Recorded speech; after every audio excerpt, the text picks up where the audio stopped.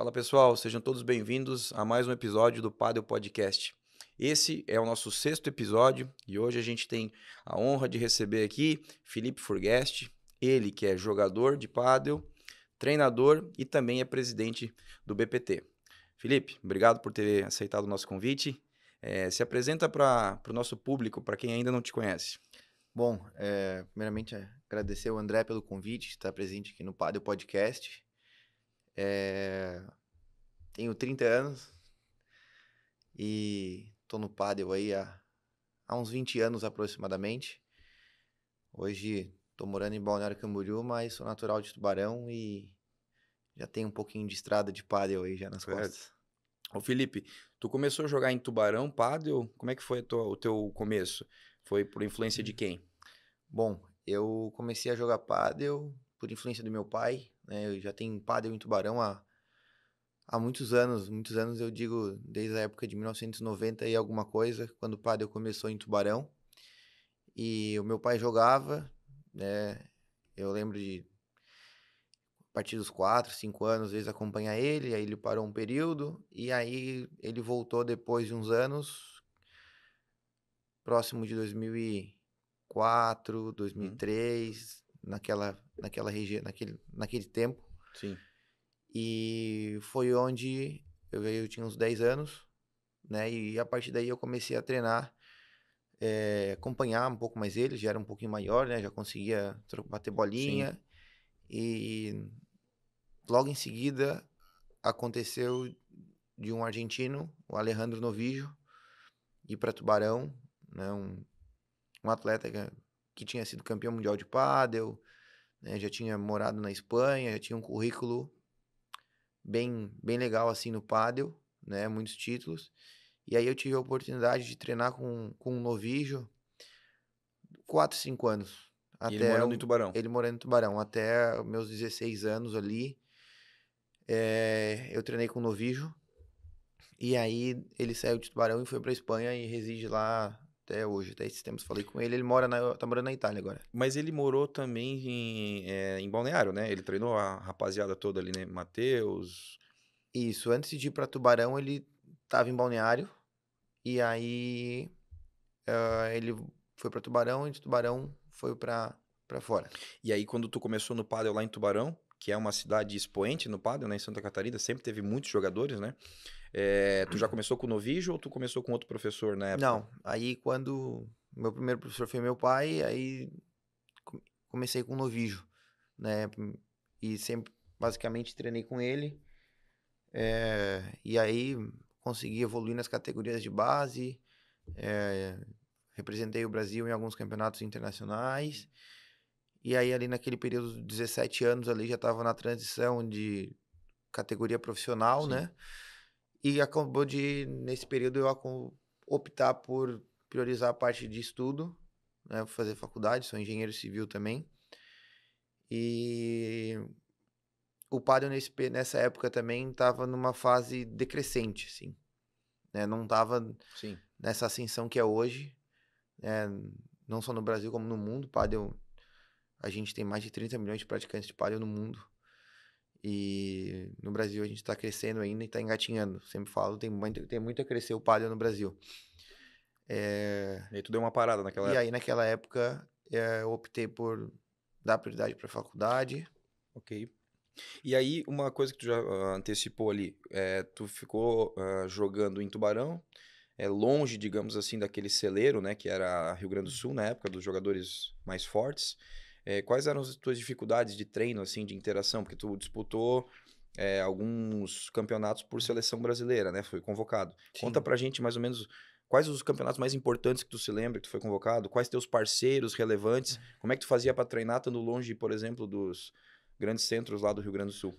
Bom, o fato de estar embasado com um novilho do meu lado me ajudava muito, né? Na época em Tubarão já tinham outros jogadores que jogavam já há um bom tempo, já tinham um bom nível, o Haroldo, o Tito, o Vitor, o Niltinho, jogadores passavam muito tempo, jogaram muito tempo Open, jogaram muito tempo segunda categoria, né? Então, nível técnico eu tinha para treinar e Ah, material humano eu tinha para treinar em Tubarão. E, cara, já cansei de pegar o ônibus, meu pai me botar no ônibus, te vira, e vai viajar, vai atrás dos te negócios. vira. Algumas vezes ele me acompanhava, porque ele também jogava, gostava de acompanhar, mas muitas das vezes Se ficava na virava. casa de um amigo, de alguém que jogava. Viajei bastante. E aí, quando tu viaja para o Rio Grande do Sul lá para fazer essas interações com seleção, assim, quem que eram os teus parceiros mais, digamos assim, renomados, ou que até hoje jogam? Como é que era essa parte de convocação? Tu sendo um cara de Santa Catarina, né, que não tinha Sim, muita gente. éramos poucos aqui de Santa Catarina que íamos para lá. O Matheus Monato, acho que é 3 anos mais velho do que eu. Ah, não lembro de outros aqui de Santa Catarina. A maioria acaba sendo tudo de lá. Tinha mais novo que eu, tinha o Gabriel Dalria, que de Joinville também, que Sim. viajava bastante. O Heitor Schumacher jogou também uma O época, acho Heitor é 4 anos mais novo que eu. Aí na hora que eu tava saindo, ele tava entrando, ele jogava com meu irmão. que isso. Né? Passou alguns anos jogando com meu irmão. E aí, cara, no Rio Grande do Sul, eu joguei com o Gabriel Almeida, joguei um Pan-Americano com ele. Não, minto, jogamos no último Mundial, a gente jogou junto. Antes já tínhamos jogado outros torneios juntos. Joguei com o Minu, lá de Lajeado. Joguei com o Thiaguinho Milan, joguei com o Fernando Zinelli. É, dependendo do ano, o Campagnolo estava na minha categoria. Legal. Chegou a jogar Então, com o Campanholo? de dupla não, nós dois sempre jogamos na direita, então acabávamos muitas vezes se cruzando, mas nunca jogamos juntos. É, e alguns outros atletas que até hoje estão no circuito, que é o Pedro Siqueira, é mais velho que eu, o Renatinho Chuir, que é da minha idade, e aí mais novo, nessa mesma safra, tinha o Lucas Bergamini, que já é 2 anos, 2 ou 3 anos, que já vinha no degrau de baixo, né, nas categorias de baixo. Então foi um período bem legal. Viajei bastante, né? Por mais que às vezes muitas vezes a gente acaba se privando desse convívio escolar, Sim. né, que a gente tem nessa época de escola, esse convívio extra-quadra, né, com essas pessoas que hoje, a maioria deles são todos meus amigos. Alguns a gente acaba perdendo Sim. contato, alguns não continuaram a jogar pádel, mas com certeza aí foi um período bem legal e eu tive a oportunidade de participar de 2 campeonatos mundiais pelo Brasil e 2 campeonatos pan-americanos. E desses campeonatos que tu participou, alguma conquista, alguma vitória que tu se lembre assim que marca a tua carreira? O último mundial a gente conseguiu manter o Brasil em terceiro lugar. E no último pan-americano, nos 2 pan-americanos, conseguimos manter o Brasil na segunda colocação, que é o posto que a gente sempre buscou aqui na América, né? Os campeonatos daqui acabava confrontando com a Argentina nos Pan-Americanos e nos campeonatos mundiais aí tinha a Espanha e a Argentina, né? Acabava confrontando com eles, então acabávamos brigando sempre pelo terceiro e quarto posto E vocês sempre mantiveram e quando foi. conseguimos sempre manter em ambos os campeonatos esse posto, Legal. né? E aí, Felipe, tem esse gap ali que você disse, né? Você é engenheiro civil, você parou de competir no juvenil, né? E aí o pádel deu aquela queda no Brasil. Aí depois de quanto tempo você voltou? A disputar campeonato, a voltar a treinar, a se dedicar ao pádel? Eu passei uns 5 anos assim, que foi o período de faculdade, que foi entre 2013 a 2018, mais ou menos assim, tá? Cara, eu jogava 1, 2 vezes por semana, esporadicamente, sem compromisso, né? E a partir de 2018 foi onde o pádel deu indícios que voltaria a crescer no Brasil. Salvo engano, o pontapé disso foi o responsável Juliano Bergamini por fazer o Pádel Pro? Padel Pro. Ele foi o primeiro a levantar uma bandeirinha assim, Mudou a cara do cenário, né? De né? clube, né, no Brasil. Exatamente. E aí o Padel começou pela região do Rio Grande do Sul, né? E foi voltando a crescer no Brasil, os campeonatos foram voltando a ficar mais estruturados, nasceu a associação, né? E a partir de 2018, aí o pessoal tava jogando bastante já em Tubarão, tinha bastante gente já me incomodando, tava sem professor, queriam aula, aula, aula, e eu tava voltando a jogar um pouquinho mais, jogava 3 vezes por semana, né, 4 vezes, e aí decidi dar umas aulas, e a partir daí tô aqui. Legal. E aí depois disso tu sai de Tubarão e vai para Balneário Camboriú, né? Como você tinha dito antes. Isso, em 2022, final de 2022, eu me mudei para Balneário Camboriú. Nesse período aí, no ano 2022, eu tava com uma agenda bem cheia, dividido a parte de engenharia, né? Sempre trabalhei com obra civil, parte de construtora, e também com a parte de treino e aulas, né? Tava voltando a competir, sempre que tinha torneios mais próximos, Santa Catarina e Rio Grande do Sul, tava voltando a competir, e optei por dar um pouco mais de atenção ao pádel, dar um pouco mais de energia ao pádel, a partir de 2022, e me mudei para Balneário Camboriú para me juntar ao JP, o Stefano Cunha, Na Flor Espada. no projeto da Flores Pádel. Tá, conta pra nós aí, essa é uma pergunta que eu ia fazer depois, mas já adiantando. Tu recebeu um convite deles para que você saísse de Tubarão ou já estava pensando em ir para Balneário e daí casou as duas coisas? Não, o Jota me chamou um dia, disse que queria conversar comigo, fizemos umas 2, 3 reuniões, e a partir desse convite dele, nessa oportunidade, eu decidi, vou botar minha energia mais aqui, que tô vendo, né, um futuro bem legal pro Padel também. Não que eu tenha deixado de atuar na engenharia, né? Até Claro, hoje sou engenheiro, sim. ainda tenho algumas responsabilidades como engenheiro, mas vamos dizer que 90% da minha energia hoje é voltada pro Padel. Legal. E aí, Furguest, você fica hoje praticamente 90% do teu tempo com o Paddle, você é treinador lá na Flores Paddle, você atua na Arena BC, eu acho, né? Isso. E como é que tá a tua rotina hoje? Porque, claro, depois de 2022 ali, você já teve resultados expressivos, já começou a ficar ali entre os melhores jogadores do Brasil. Como é que tu tá dividindo essa parte de ser treinador e ser atleta agora, assumindo duas coisas concorrentes, né? É, a parte de treinador, a gente busca trabalhar em torno. Eu não dou mais que 4 horas de aula por dia, né? Eu montei uma agenda assim, optei por trabalhar assim, para conseguir me dedicar em torno de 2 horas e meia de treino por dia, né? Hoje, agora nós estamos treinando com o Pablo, né? Ó, falo para todo mundo que me pergunta como é que é, eu falo, cara, é uma oportunidade ímpar. Imagina tu ser jogador de futebol e ter a oportunidade de ter o Guardiola como teu técnico de futebol. Sim, Tu ter o Pablo como técnico de pádel é tu ter o Guardiola no futebol. mesma Né? proporção. É a mesma proporção. Então, acabo dividindo essa rotina, né? Dentre as diversas demandas que eu acabo tendo no dia, umas 4 horas de quadra, de aulas, né? E paralelo com isso também, eu toco junto com o Stefan no projeto de alto rendimento da Arena, né? A gente tem um projeto de alto rendimento juvenil e esses alguns atletas que estão em transição das categorias de base e buscando ingressar nessa categoria profissional. O Stefano tem uma bagagem aí bem Sim. grande de quadra, passou muitos anos jogando fora e tá cada vez mais dividindo isso, né, compartilhando essa experiência toda com esse nosso grupo.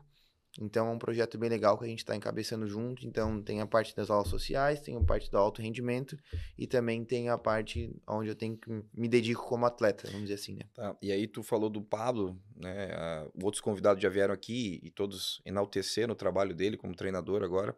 É treinador da seleção brasileira, inclusive. Falando de atleta agora, você tem algum plano, que ainda você é um cara novo, né, pro Pádel, você tem ainda algum plano de pertencer à seleção brasileira profissional, como tu já fez parte da seleção juvenil? Tu almeja isso num futuro breve? Eu acho que qualquer jogador profissional de qualquer esporte tem como objetivo, tem como sonho, tem como meta um dia poder representar o Brasil, né? Seja, como eu falei, em qualquer esporte. E tô buscando agora, com um pouco mais de atenção, essa minha parte de atleta, me dedicar e cuidar de algumas coisas que eu senti que eu não estava me dedicando, né? Buscar melhorar dentro e fora de quadro algum, cara, Alguns pontos. 5% faz muita diferença. E o No Pablo tá nível, ajudando muito nisso?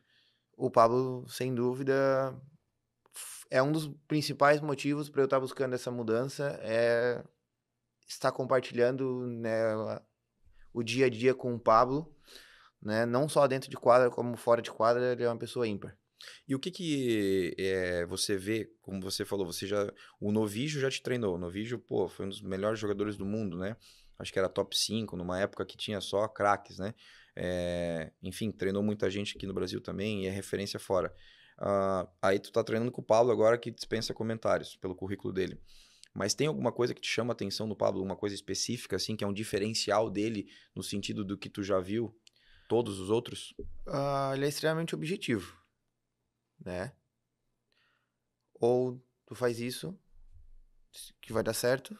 Se tu não fizer isso, não vai dar certo, né? Então, ele coloca a gente em situações difíceis, exige da gente uma intensidade que a gente não é acostumado. E, cara, ou tu faz, nessa situação tu faz isso, né? Essa objetividade dele ah, clareia muito dentro de quadra, né? Entendi. Isso é muito importante e eu particularmente gosto muito de como ele conduz, né, essas situações. Isso funciona, isso não funciona. E traz facilidade pro atleta daí. Simplifica. Tá. Aí voltando um tema assim, que você estava falando de alto rendimento com o Stefano ali, vocês têm um projeto na Arena, vocês trabalham com juvenil, né? Hoje, você, Felipe, em relação ao que você passou no juvenil, você acha que a nossa matéria-prima hoje no Brasil, ela, ela é maior do que naquela tua época? Vai vir mais gente? Você acredita no trabalho que está sendo feito no Brasil em todos os sentidos com os juvenis? Matéria-prima em quantidade, sim. E, por consequência, pela quantidade, vai sair qualidade. Agora, eu poder mensurar a qualidade do trabalho que está sendo feito, É de cara, vocês, pelo menos? o nosso trabalho eu garanto que nós estamos buscando compartilhar com as crianças, com os atletas, com os adolescentes que estão com a gente, o máximo do que se refere a alto rendimento, né? Não, tenho certeza. O pádel no Brasil ainda é amador em todos os quesitos, Vocês né? estão tentando transformar isso de uma forma diferente. Isso, a gente está buscando, né, compartilhar com as crianças, compartilhar com o nosso grupo, um pouco mais do que é alto rendimento, né? Do que é alta performance, dentro e fora de quadra. E coloco o Pablo é um fator, novamente, como isso. Ter o Pablo do nosso lado, por mais que não trabalhe no grupo, a gente trabalha diretamente com ele. Consegue juntar as experiências, né? Junta as experiências e a régua vai lá em cima, né? A régua de exigência começa a ir lá em cima, né? Então, se a gente não tem uma régua alta, a gente vai ficar numa zona de conforto. E a gente vê que hoje os adolescentes que treinam, seja comigo ou seja com outras pessoas, é muito fácil desconectar com o propósito que se busca, né? É difícil colocar um atleta a ser alto rendimento, dormir, se alimentar, focar, descansar, obedecer, né? No Brasil a gente tem a cultura, o atleta tem inglês, tem aula de reforço, Várias estuda de manhã à atividades. tarde, tem diversas atividades. Eu treino pádel. Na hora que sobra, ele treina pádel, Não é a né? atividade principal. Não é a atividade principal. E nem o foco principal também. Exato. Entendi. Aí, em relação a isso que a gente estava conversando, você agora, nos últimos. Teve até um torneio catarinense aqui em Joinville que você jogou com um dos talentos aí do Brasil, né? Com o Didi, né? Você acha particularmente que ele é um cara que deve. Claro, ninguém tem bola de cristal, né? Mas ele, em tese, ele deve virar aí no profissional? Deve se treinar. Sim. Acho que ele tá jogando bem pela idade, evoluiu, passou um período agora na Espanha no começo do ano, mas acredito que se ele quer evoluir, e agora é um período de transição rápido, né? Deveria ou vir pro lado do Pablo ou sair do Brasil. Perfeito. Como qualquer atleta que começou a despontar, está despontando, e pensa em ser um jogador de pádel, né? Acho que isso é importante. Essa decisão é primordial para tomar qualquer outra atitude, né? Acho que tem duas opções: ou vir pro lado do Pablo ou optar por ir para Espanha. Legal. Felipe, agora um dos teus cargos que eu apresentei, né, ou das tuas funções, é presidente do BPT, né, da Associação Brasileira dos Padelistas aí profissionais. O que eu começo te perguntando, como é que surgiu o convite para você ser presidente, ou não surgiu o convite, montar uma chapa lá? Como é que foi a ideia com que você entrasse de cabeça na frente desse projeto? 2022, quando eu vim para cá, o Matheus Monato era o presidente, né? A gente é amigo, tem uma relação boa. Se eu não me engano, ele precisava passar a presidência, porque nós temos as questões de 2 mandatos, né? E ele veio conversar comigo. Cara, preciso passar. Sei que tu tá envolvido com pádel, assim, sensado. Seria um nome, não tem outra pessoa. Tu pega essa. Assim, tá, manda que eu pego. E aí eu assumi a presidência da associação. Foi mais ou menos isso. Não teve muita Foi no questão de acaso. chapa, não teve Entendi. Foi no nada. acaso. Teve que Mais trocar ali. necessidade de Sim. ter uma pessoa lá. Legal, mas o Matheus confiava em ti, então acabou falando contigo. Legal. É bom a gente entender isso, porque depois a gente vai perguntar algumas coisas mais formais, e aí tu já vai explicando pra gente. Então, se deu no acaso, numa situação, tu pegou e pegou esse desafio, né, para tocar. Tá, e aí é o seguinte, hoje, para o nosso público entender, quantos filiados nós temos, mais ou menos? Assim, por cima. Aproximadamente 150 afiliados. 150 filiados pagantes ali que... Pagantes da afiliação anual. Tá. Com esse número, mais ou menos, a gente que eu digo, né, a associação, ela consegue se manter com o que ela arrecada hoje, por exemplo, 150 pagantes versus, sei lá, quanto é que é a anuidade, mais ou menos? R$ 200, 250 se pagasse Perfeito. até determinada data, em janeiro, e depois é 300 agora. Tá. E aí com esse caixa, Felipe, hoje, para vocês fazerem tudo que vocês precisam fazer, dá para fazer alguma coisa ou não? Não dá. Não Tá. dá para fazer o evento que a gente gostaria de ter o mínimo, vamos dizer assim. Tá. Né? Não dá. A gente acaba tendo que adaptar algumas situações na questão operacional do evento, né? Mas não dá, não é o ideal. E como é que vocês sobrevivem, assim, por exemplo? Porque, né, a anuidade, tem essa média que tu falou de 150, vocês já tiraram dinheiro do bolso aí, já... Enfim, como é que vocês mantêm a situação em ordem, né? Porque tem contador, tem milhares de coisas para se manter um negócio desse ativo, né? Sim. Pode falar pra gente aí. Cara, a questão financeira da associação é linkando com o que tu perguntou antes da questão da presidência. Uhum. Nessa transição, se conseguiu uma empresa que seria patrocinadora do circuito num contrato aí de 4 ou 6 anos, que fariam aportes de aproximadamente R$ 12.000 mensais num período de 4 anos. Não vou te falar exatamente Perfeito. quantos anos, porque eu não lembro exatamente. Mas ela ajudaria no projeto. Ajudaria no projeto. O primeiro ano as coisas foram de acordo, né? Tinha se acordado que o percentual desse valor deveria ser investido em agência de marketing, estratégia de marketing, e foi feito um bom trabalho. E a partir do segundo ano, a gente teve problemas com essa empresa e até hoje temos um passivo em aberto, mas enfim, quando eu assumi já tinha essa negociação, então basicamente Só manteve. eu só peguei o bonde andando, Tiveram algumas situações ali, cara, o padre é muito pouco informal, né? E acabou deixando. Tivemos algumas situações, alguns eventos que contávamos com esse dinheiro e acabou não vindo.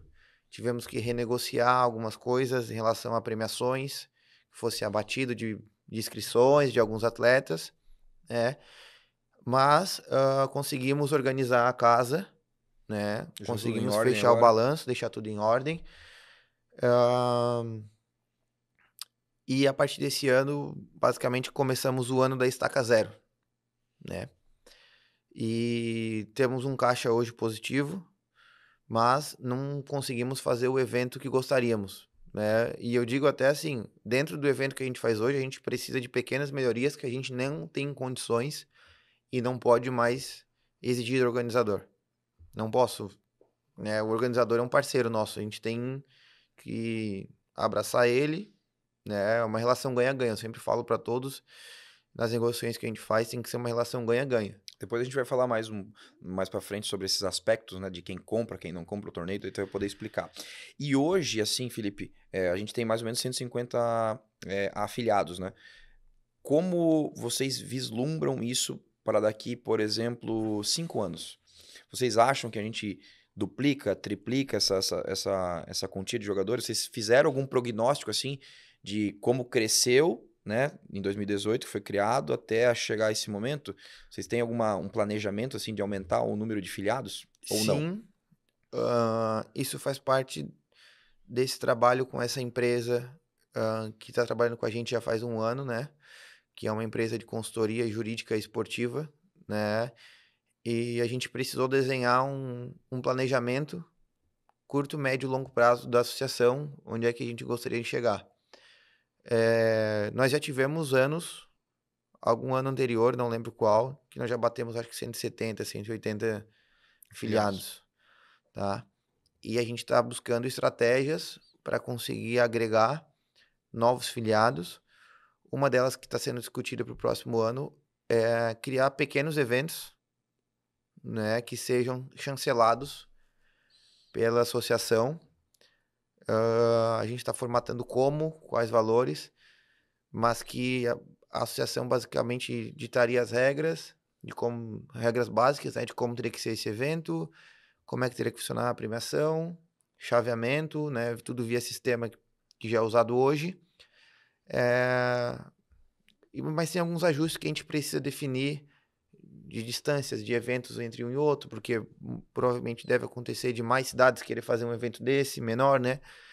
E isso é uma maneira da gente estar chegando em mais locais, né? Em locais, às vezes, onde não tem condições financeiras ainda de estar levando um evento maior e também de estar agregando novos filiados, né? Fomentando a categoria profissional, né? Fomentando aquela região com atletas profissionais e estar agregando novos associados para o circuito, né? Tá, uma coisa que é importante salientar, assim, que também vem algumas perguntas para nós, e as pessoas indagam isso, e é a oportunidade de falar, por exemplo, hoje, se a pessoa, tem pessoas que, obviamente, como contra a Cobrapa, às vezes, ou contra o BPT, estão descontentes com alguma coisa ou outra, isso é normal.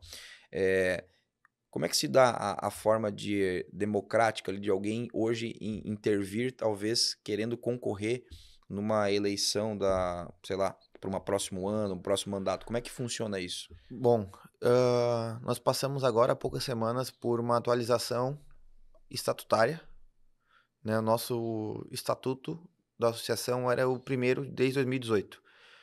E para que a gente pudesse dar continuidade em alguns trabalhos via projetos, a gente precisou fazer algumas atualizações para que a gente se enquadrasse em algumas certificações que são necessárias, né?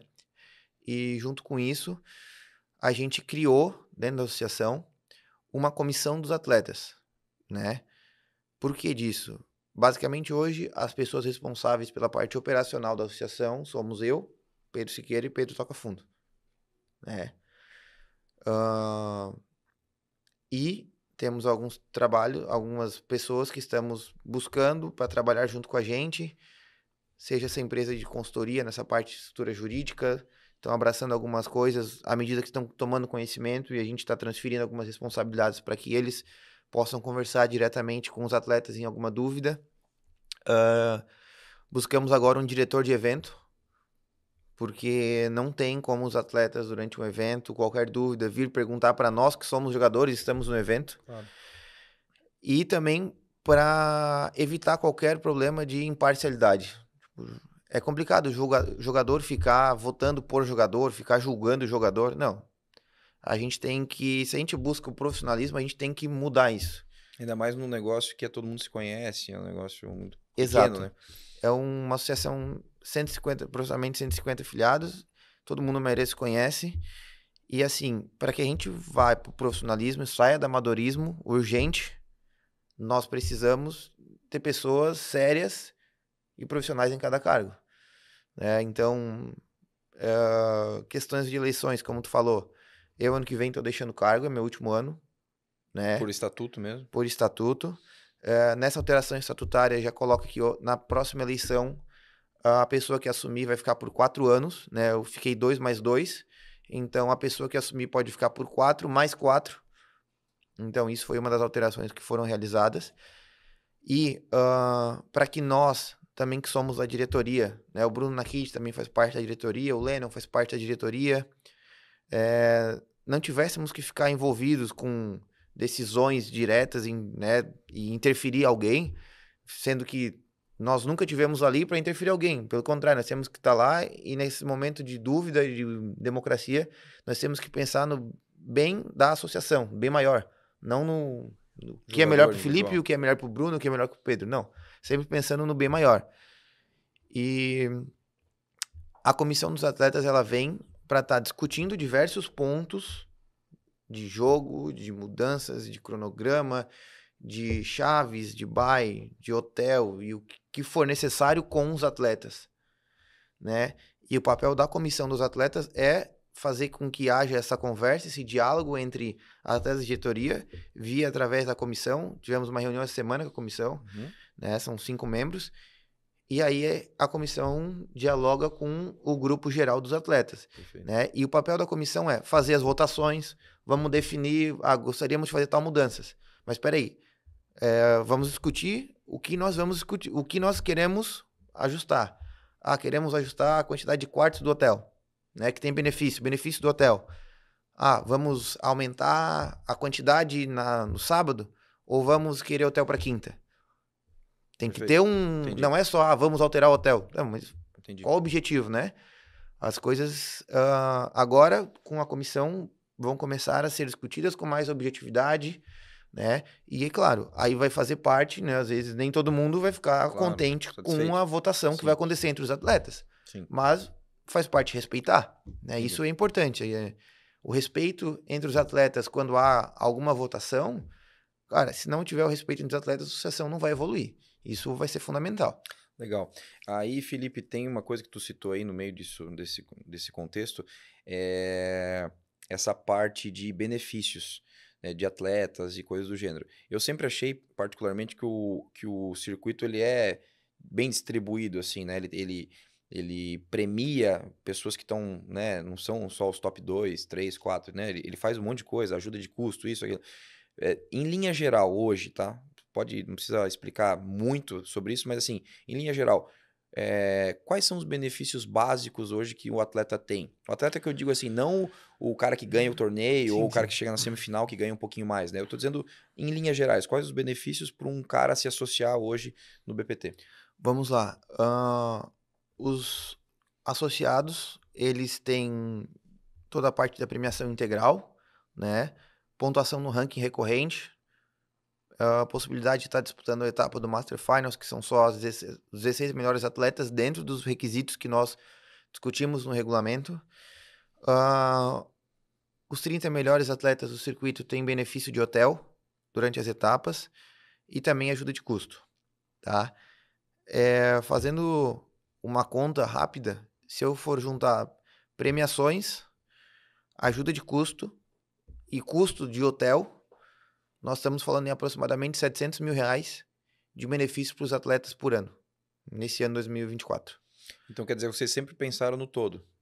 Sim. Porque senão vocês fariam só da escala maior, né? Dividiriam o bolo lá de cima e... Exatamente. Quando eu assumi a associação e nós tivemos esse processo de aumento de premiação, o aporte desse patrocinador que trabalhou com a gente por um período, o WPT estava muito em alta no momento.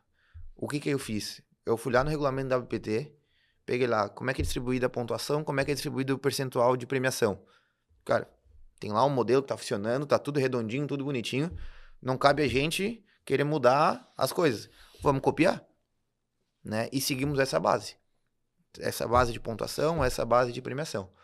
Né? Então essa foi nossa referência na época que nós começamos a evoluir premiações e fazer o circuito crescer.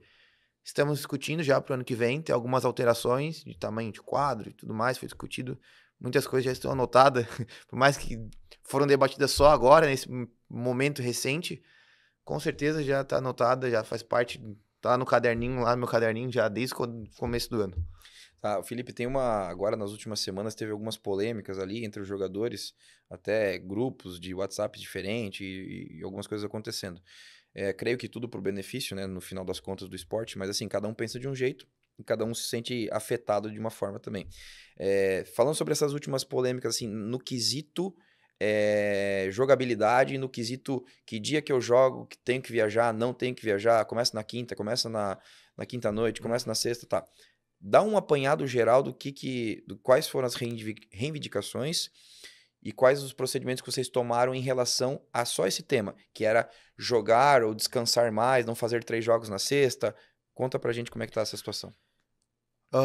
Durante esse ano, alguns jogadores começaram a questionar a gente da parte de prévias e primeira rodada dos jogos de sexta, e os jogadores que estavam chegando no domingo estavam questionando que os jogos muitas vezes no sábado acabavam muito tarde, semifinal no domingo e final do domingo estava pesado, né? E o próprio organizador muitas vezes colocou pra gente que a semifinal domingo de manhã não tem ninguém no clube. Porque muitas vezes vai até sábado, vai até tarde, sábado à noite. Aí domingo, 9h30, 10 horas da manhã, tá faxineira no clube, é pouca gente, né? Isso foi apenas um ponto para que nós, a diretoria, discutíssemos e abríssemos a votação para os atletas. Nós não interferimos na votação. Nós abrimos para o grupo, para eles discutirem, colocamos, né, o que seria feito, né, quais ajustes seriam necessários caso quisessem mudar agora ou esperassem o final do ano para que no próximo ano houvesse a mudança.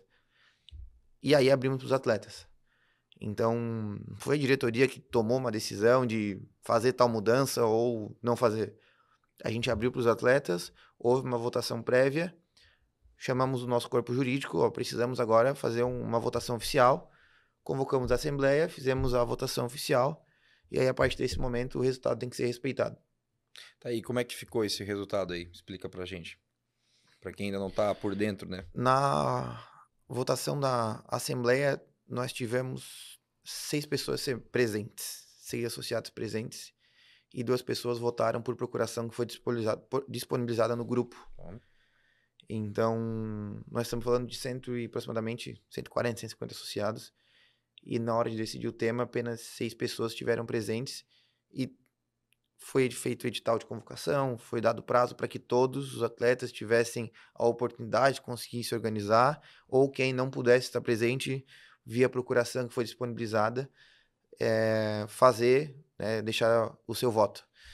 Então, é um tema que cabe mais aos atletas, e a diretoria basicamente só garantiu que o trâmite fosse legal e que seja respeitado agora, né? E agora teve essa mudança, então começa quinta-feira. Isso. O que ficou definido, né? As prévias se jogam na quarta, prévias se jogam na quinta, sexta se joga a primeira rodada e oitavas, sábado, quartas de finais e semifinais à noite e domingo a final. Perfeito. Isso vai ficar até o final do ano? Isso vai ficar até o final do ano e provavelmente deve se manter para o próximo ano, visto que nós precisaremos aumentar o quadro no próximo ano. Ok. Tá? Já puxando esse tema de novo ali que a gente estava falando do crescimento do esporte, dos associados e tudo mais. Não seria, Felipe, um caso de de o BPT ter um patrocinador master maior, como, sei lá, vamos imaginar que o Premier tem a Red Bull lá, por exemplo, para que pudesse fazer essas coisas acontecerem de forma um pouquinho melhor, assim? Vocês já estão com algum tipo de projeto nesse caminho, vislumbrando essas captações de recursos mais expressivas? Ah, bom, André, esse é um tema que é delicado e a parte financeira envolve patrocinador. Ah, a maioria das empresas hoje não tira mais dinheiro do próprio caixa para investir pesado e seja lá qual for o esporte.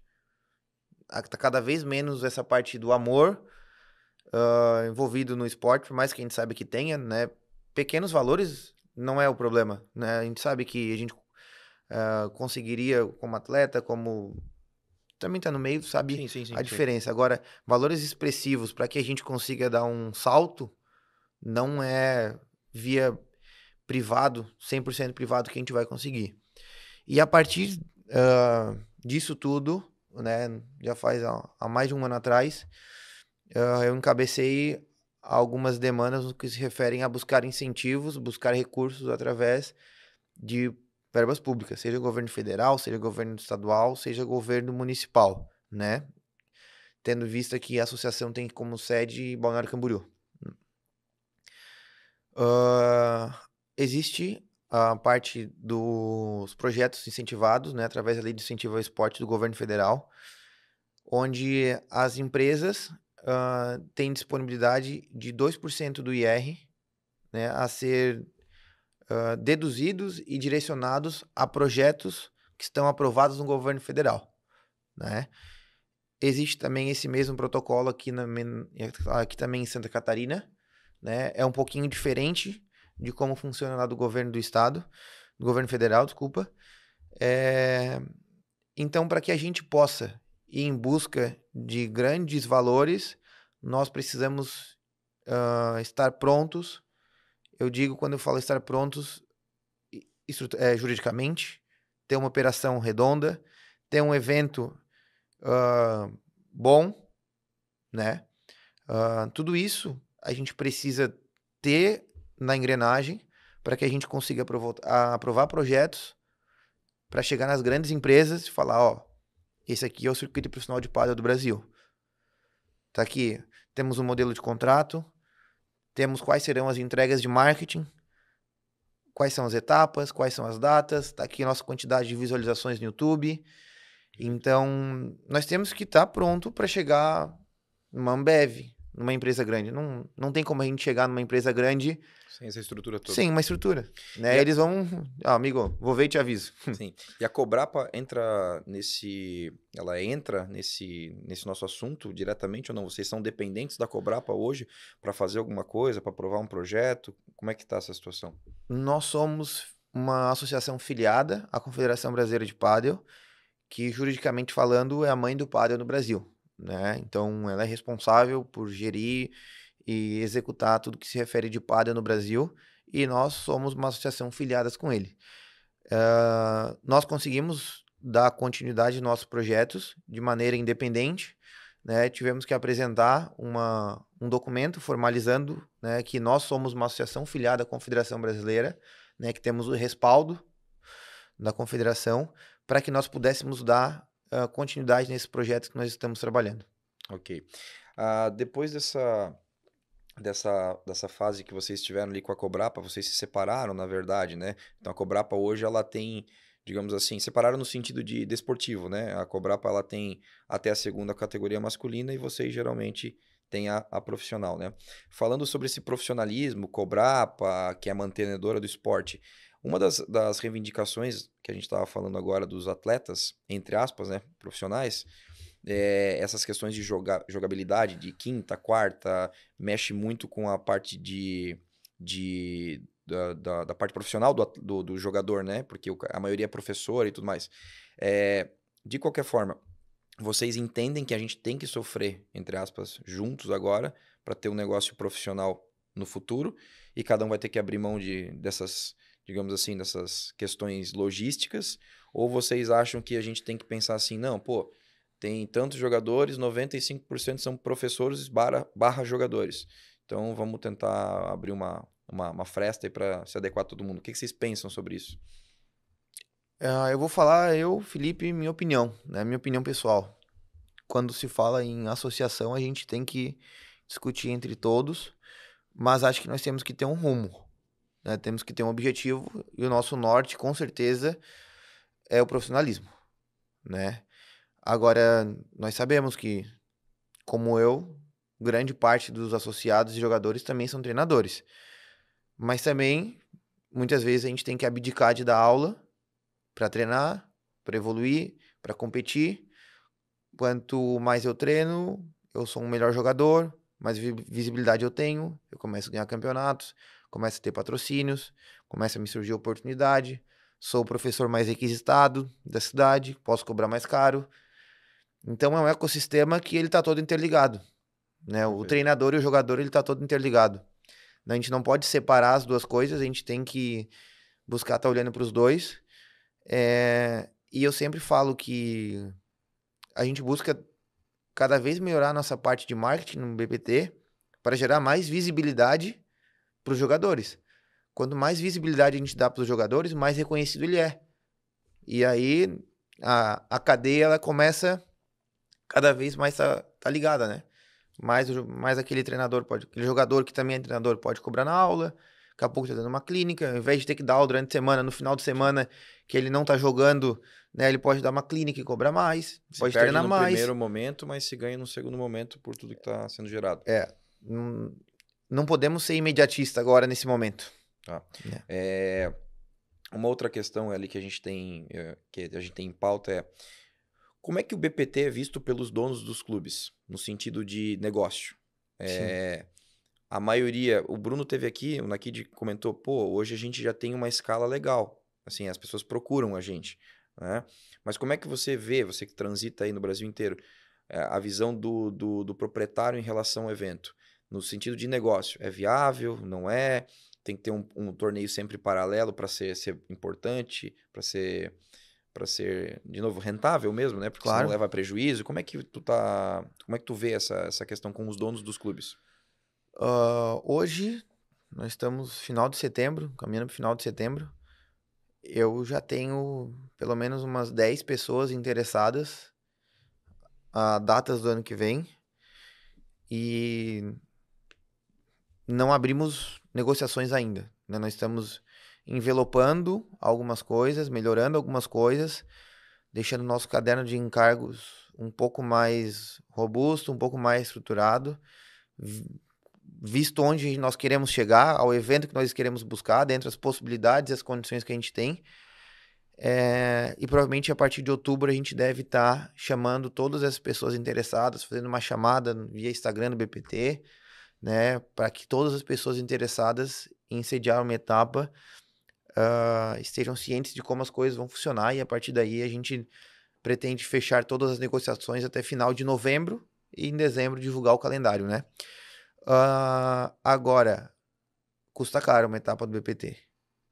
Um evento só do BPT ele não se paga, tem que ter um evento paralelo, né? E falo abertamente para algumas pessoas que me perguntam, alguns donos de clube, cidades que inauguraram o pádel a cada 6 meses. Faz 6 meses que inaugurou o pádel, eu quero trazer um evento do BPT. Olha, acho que não é rentável. Acho que não é o momento. Precisamos, né, fomentar um pouco mais, a hora que eu tiver mais jogadores, a hora que o pádel já for mais conhecido na região. Aí sim é o momento de tu levar um grande evento para tua cidade, que tu já vai ter público, tu já vai ter giro, tu já vai ter patrocinadores, né? Aí sim é viável, né? Entendi. Então... Mas nesse começo, vocês tentam, com os donos de clubes, alinhar algumas coisas para que possa sair o evento, né? Sempre combinando as duas forças ali. Exato, temos que trabalhar juntos, relação ganha-ganha. E eu sempre falo, num futuro breve, o público vai ter que começar a pagar para assistir pádel. Perfeito, esse é um outro assunto legal. Você acha que no Brasil isso vai ser necessário daqui a pouco? Vai ser necessário. Tá. Aí, claro, né, complementando, vai ser necessário, mas nós temos que fazer um evento desse porte. Sim. Com os eventos que a gente faz hoje, a gente não pode cobrar. Perfeito. Perfeito. E como se dá a tratativa hoje para um dono de clube contratar uma etapa do BPT? Como é que é a tratativa?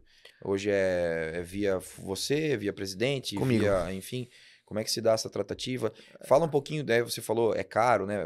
Especifica um pouquinho pra gente os valores, em média, assim, como é que, o que que um faz, o que o outro faz, se dá para trazer patrocinador de fora. Hoje, a gente tem um acordo que 60% do valor da inscrição fica para a associação e 40% volta para o organizador, como forma de retribuição, né, de auxílio para ele nesses gastos que eles têm de investimento, né, desse investimento que ele faz numa etapa. Uma etapa Open está custando aproximadamente 55 a 60 mil reais para o organizador geral, e uma etapa Master está custando em torno de 70, né, que paga 35 mil reais de premiação. Então, toda essa parte off, né, que é transmissão, fisioterapeuta, hotel, árbitro, toda essa Bola, tudo. bola, todo esse backstage aí, acaba gerando um custo para o organizador para que seja possível viabilizar um evento. Tá, e aí, estrategicamente, como se dá, assim, vocês... claro, muitos proprietários vão até vocês, né, pedindo as etapas. Mas vocês também vão, em alguns pontos específicos, vender esse negócio ou vocês não fazem isso? Por exemplo, veio um clube muito top, inaugurou em São Paulo. Pô, estrategicamente São Paulo é um centro legal. Será que não seria viável a gente vender isso para o clube ou vocês não fazem esse tipo A de... gente busca alinhar essa nossa visão estratégica com as possibilidades que nós temos na mão. Nem sempre é possível, né? E como eu comentei ali antes, nós já fizemos um evento em São Paulo. E estrategicamente, maravilhoso, teoricamente falando. Na execução, não. Pouco Entendi. público, né, poucas pessoas conhecem o pádel. Então, tem que se colocar na balança, né, como que a gente busca expandir o pádel, né, a nível nacional. Tá, então vocês fazem também esse trabalho de campo, às vezes, de olhar, identificar que cidade seria possível. Vocês fizeram em São Paulo, talvez não tenha dado certo, mas vocês fazem isso. Porque Sim. é uma dúvida, né? Porque o circuito está crescendo, né? O Bruno mesmo ressaltou que tem uma demanda, né? Parece que tá umas pré-agendas ali estão, mas às vezes é o que a galera fala muito, pô, eles deveriam correr atrás de alguns lugares que parecem ser estratégicos para poder, eles, como uma associação, vender o próprio Isso. negócio, né? Por exemplo, citando São Paulo, né, pegando o exemplo. Agora vamos fazer uma etapa lá agora em outubro, depois de 2, 3 anos, mas numa condição totalmente diferente. Já tem mais clubes, já tem mais adeptos, o beach tênis ajudou o pádel a ser reconhecido na região, né? O beach tênis facilitou essa parte de esporte de raquete em São Paulo. Então, a gente tem uma expectativa bem legal agora para essa próxima etapa, que vai ser em outubro, lá em São Paulo. E assim, a gente olha com esse cuidado, né? A gente vê muitas vezes que as cidades, pegar um exemplo, né? Cidades pequenas do Rio Grande do Sul, onde tem várias pequenas cidades ao redor, eles ficam apaixonados. O clube fica cheio, lotado, né? Então, ajuda muito a fomentar toda aquela região. Muitas cidades ao redor. Muitas cidades ao redor. E aí sim, o dono do clube, a hora que acaba o evento, ele falando que vem, manda um contrato para mim que eu quero renovar. Eu quero renovar. Né? Então, a gente tem que olhar com esse carinho. A gente teve algumas conversas já para expandir, para fazer eventos em Campo Grande. Tivemos esse ano em Sorriso, lá no Mano. São cidades onde o pádel ainda está crescendo, está se desenvolvendo, né? O número de adeptos segue crescendo. E o nosso trabalho é expandir, né? Certo. Complementando só São Paulo, o que eu queria pontuar é, quando nós for entrar em São Paulo com força, nós temos que estar extremamente bem estruturado para que a gente faça um grande evento, que a gente tenha condições de chamar algumas personalidades para um evento, né? Vai chegar um momento, espero que no futuro breve, que nós possamos fazer o grande evento em São Paulo, né? E atrair esse foco do pádel, né? como é no mundo, né? Piloto de Fórmula 1 e tudo mais que está acontecendo, jogador de futebol, tudo Exatamente. mais, né? Falando de jogadores relacionados ao BPT, assim, vocês institucionalmente pensam, vocês têm essa ideia de às vezes patrocinar um jogador, por exemplo, o número um, a dupla número um do BPT, o Matheus e o Lucas, surgiu uma oportunidade de eles jogarem um Premier aqui perto, e isso pro BPT talvez seria bom, porque, né, depois faz aquela interligação entre os argentinos ou a galera aqui da América do Sul. Vocês pensam em fazer alguma coisa fomentando alguns atletas para bancá-los para ir para fora daqui, às vezes, para representar a nossa, digamos assim, a nossa identidade, a nossa marca aqui? Dentro desses projetos que a gente busca recursos, sim, tá, tá englobado esse trabalho esse intercâmbio, né, de atletas, seja profissional e sejam atletas das categorias de base que estejam jogando profissional também. Sim, a gente pensa porque faz parte do crescimento do esporte, Sim. mas precisamos trabalhar para ter possibilidades, recursos financeiros e de chegar até lá. E existe hoje, Felipe, alguma coisa, algum tipo de bônus para os jogadores que estão mais bem ranqueados no circuito ou não existe isso? Não. Mas é uma ideia de vocês fazerem isso futuramente? Permanência, os top 10, eles têm um benefíciozinho um pouquinho maior, por estarem no ranking mais tempo, enfim, Sim, essas coisas. ainda não temos nada disso. Já pensamos, mas precisamos de mais cabeças pensando e trabalhando junto. Tá. Ali, outra pergunta que é interessante fazer, que a gente, voltando um passo atrás. Tem algum critério hoje, objetivo, para que vocês aceitem a, a etapa em alguma cidade? Não é só o dinheiro, por exemplo. O cara te chama lá, Felipe, eu quero comprar a etapa do BPT. O cara tem dinheiro e tudo mais. Mas é só isso A gente conversa entre nós, né? Entre nossa diretoria. Vimos se não tem nenhum empecilho, né? Se não tem algum fator que possa prejudicar.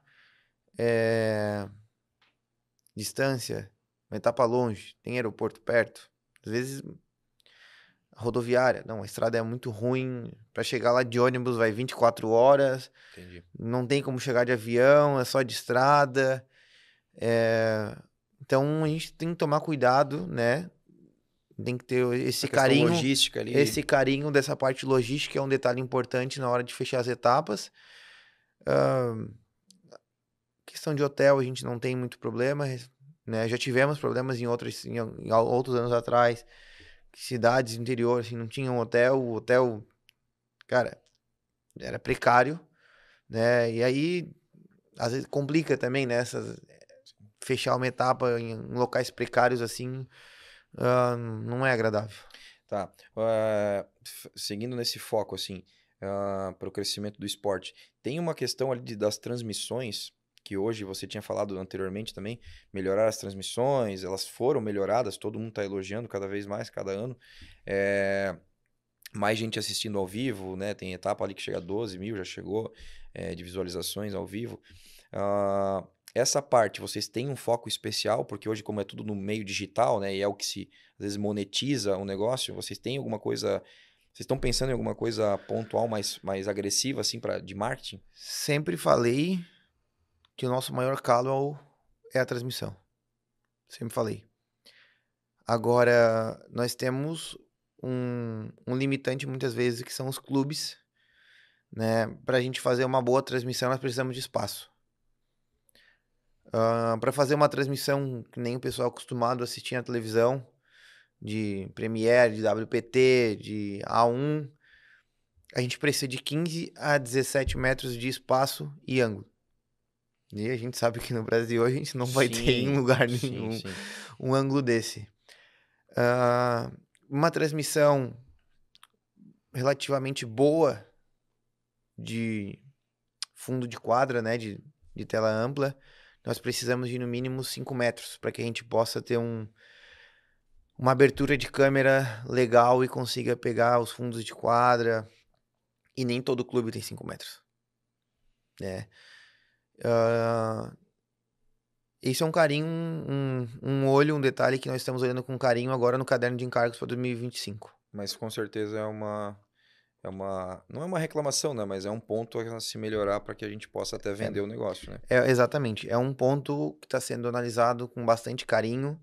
Tive reuniões já e conversas com diversas empresas que fazem transmissão, que já fizeram transmissão, que fazem a transmissão, para entender um pouquinho com eles quais são as dores deles, né? Para a gente fazer uma boa transmissão, a gente precisa de uma boa internet. Então, tem que se Depende do pensar local, não nisso tem. também, né?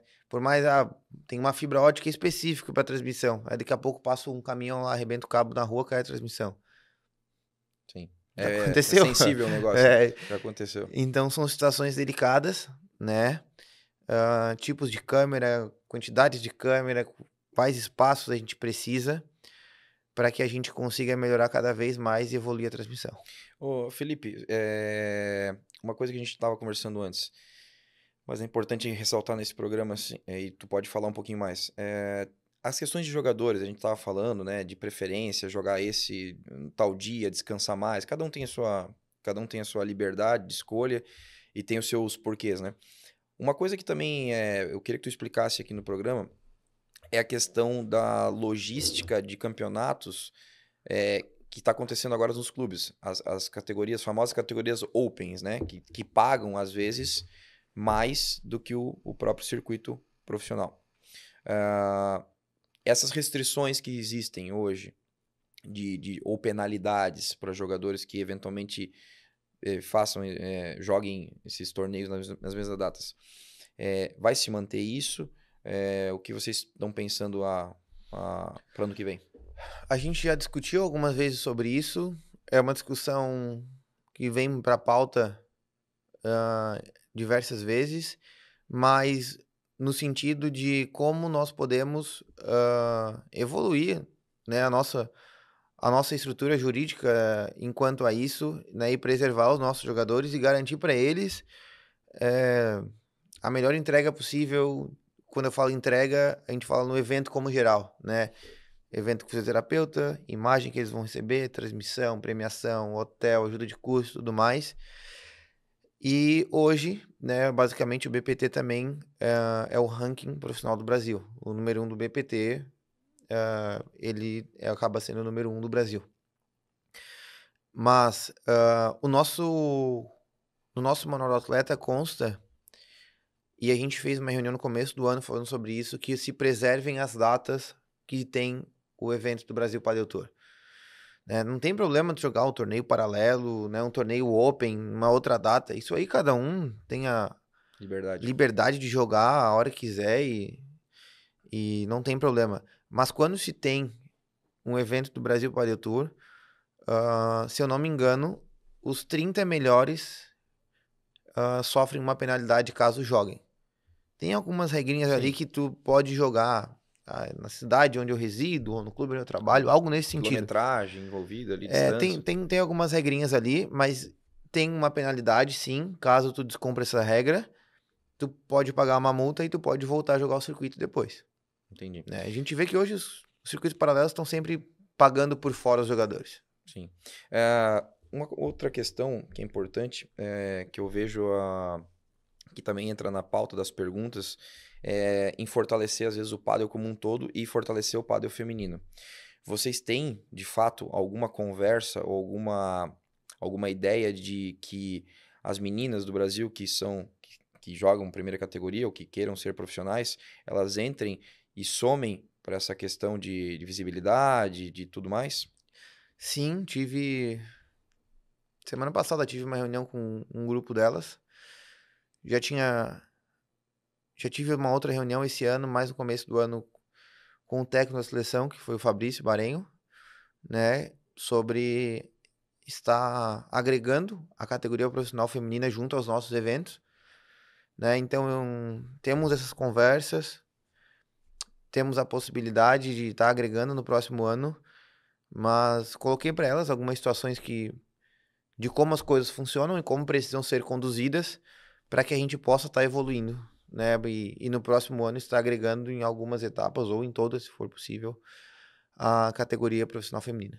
Legal, mas tem essa intenção verdadeira aí de a gente tentar fazer um circuito um pouquinho maior. Não só feminina, como também temos pensado em algo com carinho para as categorias de base também. Legal. Tá. Felipe, a gente está chegando no final da nossa entrevista. Tem uma pergunta assim que é bem clássica, assim, que o pessoal pediu para fazer. Qual que é a vantagem hoje, se tu fosse vender o teu produto, que eu sei que tu não é, né? Tu é presidente, mas qual que seria a vantagem hoje de um clube realmente trazer de verdade um BPT para sua cidade para fazer um evento? Assim, uma vantagem não só financeira, assim, né? Pensando em longo prazo. Qual que é o que você vê aí no Brasil? Qual que são as vantagens dos clubes? Sem dúvida nenhuma, a primeira vantagem é tu ter a possibilidade de contar com os melhores atletas do Brasil de pádel no teu clube, né? Os atletas são brasileiros, os atletas de ponta, estar presente no teu clube, né? Isso sem dúvida agrega muito público. A parte de imagem para o clube, né? A gente sempre nas transmissões a gente divulga o clube, divulga os patrocinadores do clube, né? Tem sempre esse trabalho recíproco de ter entrega para os patrocinadores, entrega para o clube. Mas eu sempre falo, o nosso produto principal são os atletas. Então, tu tá comprando uma etapa do Brasil Padel Tour, tu vai estar tendo a chance de estar colocando os melhores atletas do Brasil e pelo circuito que nós estamos fazendo, temos a presença de alguns atletas da América do Sul aqui também, ótimos atletas, né, atletas de ponta, no clube da pessoa, né? Não é fácil Sim. assim, né? Não é tão fácil assim. É um atrativo. E tem alguma referência que vocês estão tentando fazer para talvez o BPT se juntar com a FIP e talvez tornar eles um pouquinho mais unificado assim com as datas, alguma coisa assim? Isso se pensou porque isso vai ao encontro, né, de trazer às vezes essas personalidades de fora, né? Tem agora recentemente uma dupla que jogou em Balneário Camboriú que semana passada fez um jogo duro contra o Galan e o LeBron. Sim. Então, assim, tem alguma ideia disso, fortalecer também os eventos aqui nacionais? Essa parte do que envolve os eventos da FIP, fica sobre a chancela da Cobrapa, né? Então, nós não temos muita autonomia nisso. E esses eventos FIP hoje acabam trazendo muitos jogadores de fora, seja lá qual nível, né? Hoje tem atletas de todos os países da Europa correndo torneio FIP todo final de semana para ganhar 5 pontos, 7 pontos. E nós acabamos sendo um circuito paralelo, né? E não é do nosso caminho fazer essa união com a FIP. Nós mantermos o nosso circuito paralelo e fazer crescer o pádel no Brasil. E para encerrar, Felipe, talvez se o BPT fosse dividido em subetapas, assim, como existe no tênis, né? Challenger, Future e outras coisas, você acha que a gente não conseguiria crescer muito mais? Ou seja, datas onde vários microeventos regionais estivessem acontecendo para que a gente tivesse mais jogadores, para que a gente tivesse mais visibilidade, ou seja, sei lá, o canal do YouTube passando uma etapa em São Paulo, no Rio de Janeiro, ao mesmo tempo. Isso foi pensado em algum momento? Sim, foi pensado. Eu comentei agora há pouco sobre isso, sobre a gente estar fazendo eventos menores, né? Menores. Mas então, com pontuações até para ajudar os jogadores que não conseguem chegar lá no topo, né? Exato. Esses eventos menores são justamente esses microeventos, onde se pensa, né? Estamos discutindo, vamos fazer um torneio aqui no Clube do André. Ele pode fazer um torneio desse, nessas regras, nessas condições. Essa vai ser a pontuação, né? Uma pontuação para que a pessoa não entre zerada, que tem lá 5, 10, 15, 20, 50 pontos. Só que André, tu pode fazer um torneio desse no primeiro semestre e um torneio no segundo. Né? E no dia que vai ter o teu evento aqui, pode ter um evento no Rio Grande do Sul, pode ter um evento igual esse no Paraná, pode ter um evento igual esse em São Paulo. Mas tem que ser um pouco... A gente precisa discutir um pouquinho mais sobre esse formato de evento, principalmente no que se refere à obrigatoriedade ou não dos atletas lá de cima. Perfeito. Pessoal, hoje então a gente está encerrando o programa. Gostaria de agradecer aos nossos patrocinadores, a Silks, marca de raquete, ao FOP, que nos veste a nossa equipe com os materiais, o Vostro Restaurante, onde a gente vai jantar depois, Felipe, e a Level, que é o nosso próximo complexo esportivo aqui em Santa Catarina, um dos maiores do Brasil, que também vai trabalhar com alto rendimento. Felipe, te agradeço, cara, por ter vindo aqui, disponibilizado o teu tempo. Se quiser, o microfone está aberto para ti, dar o último recado, falar dos teus patrocinadores, falar alguma coisa que não foi falada ainda em nível do BPT, fica à vontade. Não, primeiramente, parabenizar, né, pelo podcast, por estar desenvolvendo esse trabalho. Acho que faz parte do crescimento do esporte esse tipo de trabalho que está fazendo aqui, tornar o pádel mais popular, né, no meio digital, né, vai fazer com que as pessoas acabam conhecendo. Quem já conhece, conhecer um pouco mais dos jogadores, de como funcionam as coisas. Tentei deixar bem claro assim como funcionam as coisas, como é que funciona a operação do Brasil Padel Tour. Agradecer meus patrocinadores, isso é importante. Às vezes dá um bug aqui, porque tem o Felipe atleta, tem o Felipe treinador, claro, tem o Felipe presidente. Fica tranquilo. Agradecer meus patrocinadores que dão todo o suporte, né, fora de quadra, dão as condições para que a gente esteja jogando, treinando, competindo, jogando. E é isso, né? Quero muito ver esse podcast aqui com outras pessoas, crescendo cada vez mais. E podemos, de repente, quiçá numa etapa, né, fazer um podcast. Claro. Essa é a nossa ideia futura aí de fazer algumas etapas, a gente entrar ao vivo lá, fazer algumas chamadas, enfim, vai ser legal. Obrigado, André. Obrigado pela oportunidade. Valeu, pessoal. Até a próxima semana com o 7º episódio. Um abraço a todos.